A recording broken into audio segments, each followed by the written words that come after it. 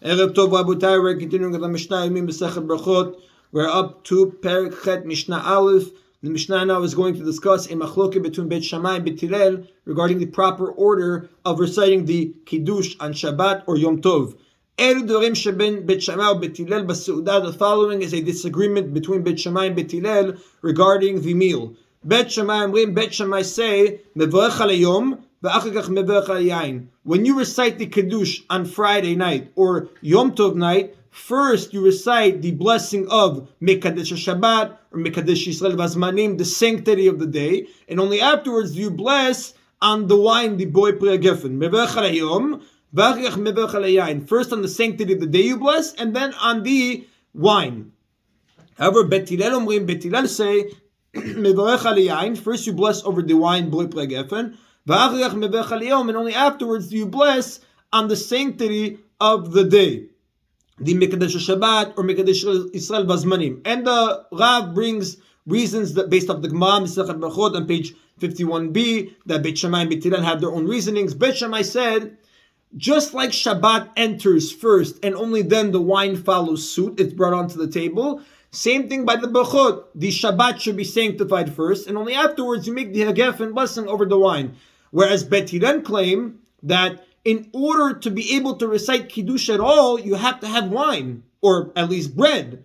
If you don't have wine, you cannot recite Mekadesh Shabbat. Therefore, since you need the wine comes first. Beit Hillel give another reason of Tadil V'Sheno Tadil Kodem. When you have two mitzvot, two brachot in front of you, and one is more common than the other, the more common one takes precedence. So when you have Hagefen and Mekadesh Shabbat, the Hagefen is more common, therefore it comes first. The Gemara Masechet Berachot, on page, like we said, page 51b, brings more reasons regarding what Beit Shammai and Beit Hillel held, but that's what the Mishnah tells us. Beit Shammai says first comes the sanctity of the day and then the wine, whereas Beit Hillel says first comes the wine and then the sanctity of the day.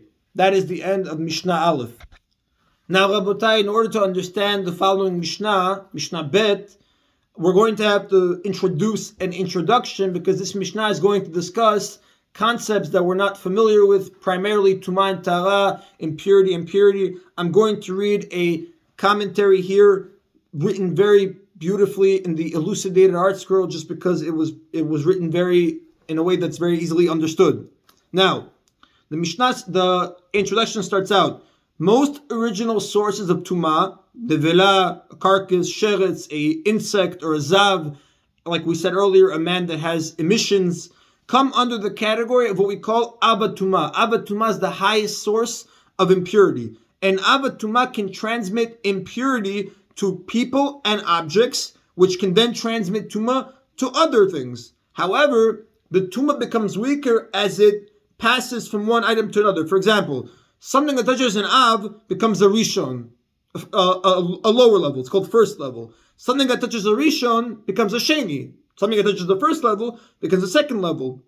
The higher the level of an item's Tumah, the more things it can contaminate. An Av, which we said was the carcass or the sheretz, can contaminate people, utensils, food, or drink. Whereas a Rishon, the lower level, can only contaminate food and drink, but not people or utensils. The Sheni, which is the lowest level, can contaminate only sacred food or drink, such as Tumah, the portion given to the Kohanim, or Kodshim, sacrifices, but not ordinary food and drinks, what we call Chulin. Now, that was all biblical, based off the Torah law. However, the Rabbanan came and they added some stringency, primarily regarding liquids. The Chachamim were very serious, very strict regarding the Tumah of liquids. Now, Midoraita, if something touches a Rishon, it becomes a Sheni, which we said cannot contaminate ordinary food. It only can contaminate holy food, Kodshim, and Tumah. The rabbis decreed, however, that if a liquid touches a Rishon, instead of lowering to a Sheni, which is what's supposed to happen, it becomes a Rishon, which can contaminate every type of food.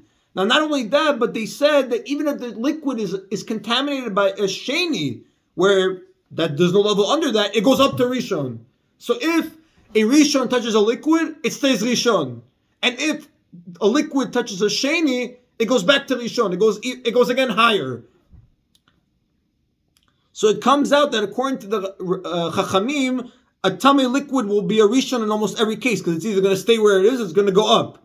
The rabbis decreed further that a tameh liquid can contaminate a utensil, making it a sheni. Whereas we know midoraita, a rishon cannot contaminate a vessel. A rishon can only contaminate, like we said, food and drink, but not people or utensils. Only an av, only the father, the highest level, can contaminate vessels and people. But the Chachamim say that this liquid that became a rishon can even contaminate a vessel, making it a sheni. Now, Chachamim have another decree.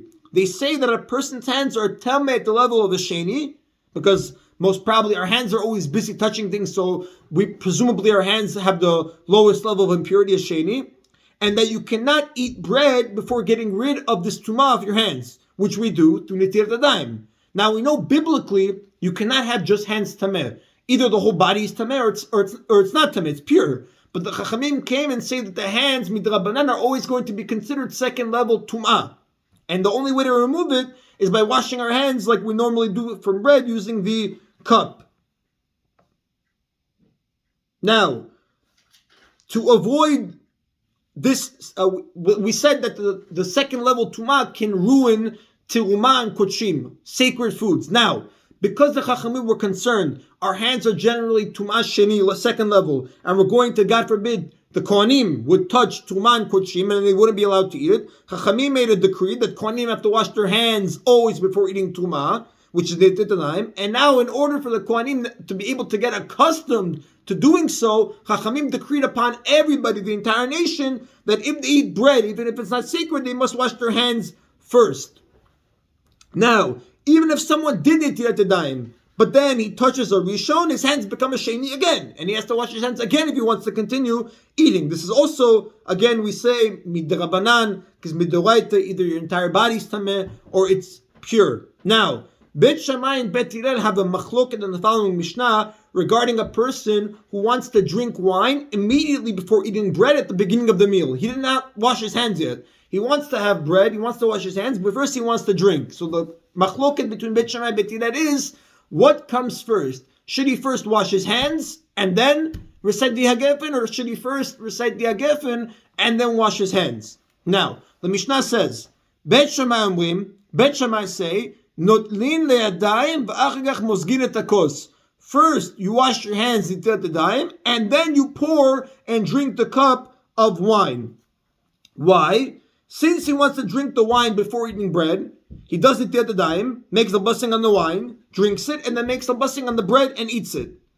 But however, he says, Bet Hillel omrim, Bet Hillel say, mozgin et hakos, first you pour the cup, say a gefen, and drink, and only afterwards you wash your hands. Now what's the logic behind the machloket between Bet Shammai and Bet Hillel? According to Bet Shammai, one may not drink wine before a meal without doing tefillin first. Why? Because they're afraid that you didn't wash your hands yet, and therefore your hands are a sheni. If any wine will have splashed on the side of the cup, and your hands will touch that liquid will become a rishon now. And then, since a rishon, Chachamim made liquid rishon being able to contaminate vessels, you're going to touch, your second level hands are going to touch the wine. The wine's going to turn to a first level, and because it's a liquid, it's going to make the cup impure. And then, you're not going to be able to use that cup when the meal starts. Why? Because Bet Shammai say, even if the cup is only impure on the outside, you cannot use that during a meal. And the Bet Shammai is afraid, so what's going to happen? You're going to come, you didn't wash your hands yet, your hands are second level tumah, you're going to touch the cup, there's going to be wine on the side of the cup, on the outside, you're going to make the liquid rishon, first level, that's going to make the cup impure, and now you're going to be holding an impure cup during the meal. You're not allowed to hold the impure cup even from the outside during the meal. To prevent this, Bet Shammai say, first wash your hands, so now even if there's liquid that's spilled on the side of the cup, your hands are pure. Therefore, the wine's going to stay pure and the cup will not become impure. However, Bet Hillel say that you first drink the wine and then you wash your hands. Why? Because Bet Hillel argue in Bet Shammai. Bet Shammai say you cannot use a cup that is tameh on the outside during a meal. Whereas Bet Hillel say you're allowed. Therefore, you drink before the time, because even if your hands are tameh and you're going to touch the outside of the cup can be used. Bet Hillel are bothered by a different problem. If you're going to wash your hands first and not dry your hands properly, then your hands will be wet when you pour the wine. Then if the cup is tamei on the outside, which Beit Hillel allows you to use, the moisture of your hands will become tamei from the cup, and then that defeats the whole purpose of washing your hands, because now your hands become impure again. So it really all boils down to, are you allowed to use an impure cup during the meal? Since Beit Shammai say you're not allowed to use an impure cup during the meal, you have to purify your hands first so you can prevent making the cup impure. Whereas Beit Hillel hold you could use an impure cup during the meal. So if you're going to wash your hands first, and then you didn't dry them properly, and your moist hands are going to become tameh from the outside of the cup because you can use a tameh cup, you defeated the purpose, because now you cannot have the bread during the meal. You're going to have to wash again. That is the end of today's Mishnah, Rabotai. Baruch Adonai Le'olam. Amen v'amen.